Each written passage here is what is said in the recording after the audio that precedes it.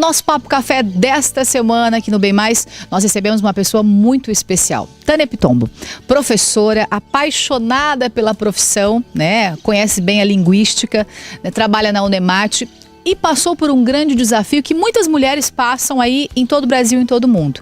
Mas que muitas vezes é muito difícil da gente poder falar sobre esse assunto. Mas a gente vai tentar fazer um alerta para você de casa e dizer que é uma realidade que acontece, mas que pode ser tratada, que pode ser prevenida, que é o câncer de mama, né? Quanto a gente já não ouviu falar? Quantas mulheres estão nessa estatística?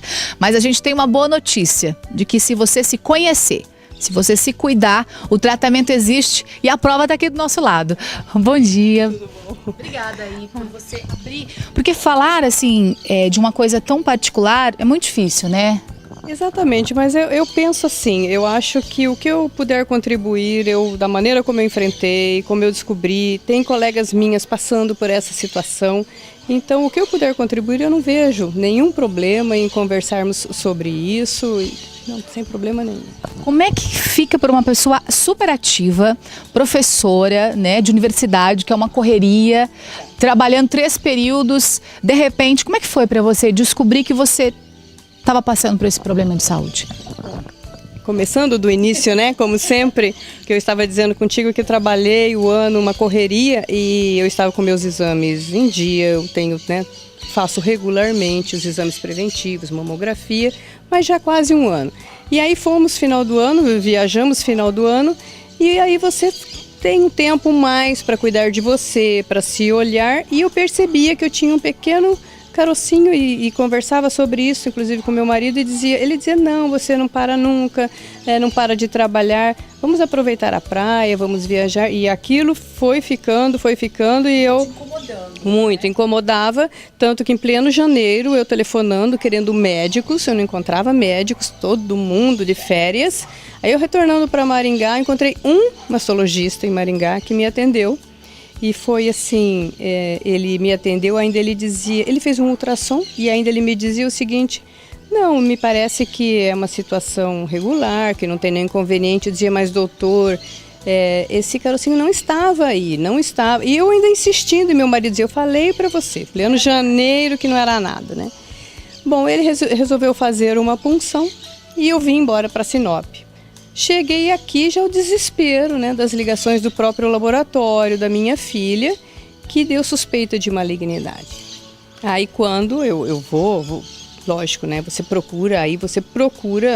se acalma e fala o que eu faço. Agora, graças a Deus, tem muita tecnologia, muito estudo, muita coisa acontecendo, mas há pouco tempo atrás, quando se dizia câncer, a pessoa automaticamente já imaginava ali o seu atestado de óbito. Então, né?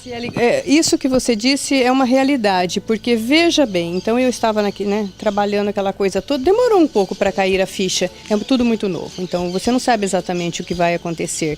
E aí nessa minha primeira consulta, quando o médico te coloca, olha, nós vamos começar imediatamente uma quimioterapia, a quimioterapia tem, né, as suas reações, e ele me dizia assim, muito mais, às vezes, muito mais forte do que dizer que você tem, por exemplo, um tumor, um nódulo maligno, a mulher se preocupa com a questão do cabelo.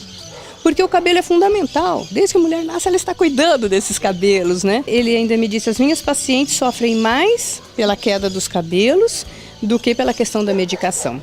E aí eu pensei, olhei no espelho e falei, não, eu não vou ver cair. Eu pedi que eles raspassem a minha cabeça para colocar a prótese e não tem espelhos, não existem espelhos, é um andar todo, não se vê, tal, aquela coisa toda. Se você quiser, tem, mas a maioria não quer e eu já sairia com a prótese. Então quando ela raspou a minha cabeça, estava um frio em São Paulo, eu nunca me esqueço, estava toda com roupa de frio.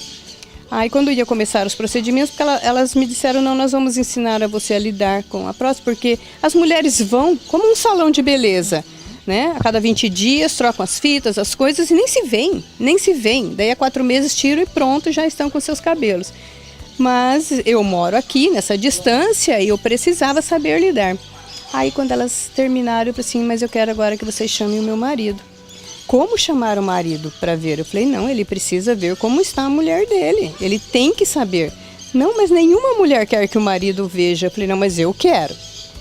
E eu acho assim, quando você pergunta do papel da família, é fundamental como as pessoas te veem, né? Essa questão da imagem. Porque quando ele entrou na sala, assim, que eu olhei para ele ficou me olhando. Se ele chorasse, eu choraria. Né? Se ele ficasse triste, eu ficaria. Ele ficou me olhando, ele virou assim, meu Deus, como você está moderna. Moderna. Nunca esperei, né? Essa. Aí, Moderna foi uma palavra maravilhosa. como você ficou moderna? Acho que eu tava com os echarpes, umas coisas. Ficou muito moderna. Aí as meninas. Aí descontraiu a sala inteira. Aí as meninas. Não, nós vamos colocar um piercing, vamos encher a orelha de piercing. Eu falei, não, né? Como é que é agora se preparar para uma nova fase que é ser vovó? É uma felicidade. Eu falei que não poderia ter vindo em melhor hora, né? Não poderia ter vindo no melhor momento. Assim, eu já estou em período de alta, tem 1 ano que eu terminei tratamento e uma notícia dessa agora da minha filha Maíra, né, que mora em Maringá, é uma alegria porque, imaginou, é só felicidade, né? É uma ótima lição de vida e é isso que o Papo Café quer proporcionar para você ir de casa. A gente sabe que o mundo vai mudando, muitas coisas boas acontecem e dificuldades também acontecem. Mas quando a gente fala de câncer de mama, né, de HPV, de tantos cânceres que afetam homens, mulheres e até mesmo crianças, o importante é você se respeitar e se conhecer. E quanto mais cedo você puder fazer aí os seus exames, seja na rede pública, seja na rede particular, quanto mais cedo você identificar o seu tipo de câncer, muito mais fácil realmente é de você tratar. Isso que é o mais importante. Saber que existe sempre uma possibilidade de melhora, né? E com pessoas especiais perto de você, como é a história da Tânia, com certeza fica muito mais fácil. Esse é o nosso alerta, o nosso presente, o nosso recado para você nesse Papo Café tão especial. Queria muito agradecer a você, porque eu sei que não é fácil falar de assuntos tão pessoais, tão particulares, mas é muito importante a gente abordar esse assunto para provar que realmente tem tratamento, que pode acontecer com qualquer pessoa, né, em qualquer lugar, mas que existe sempre uma esperança, uma luzinha no final do túnel.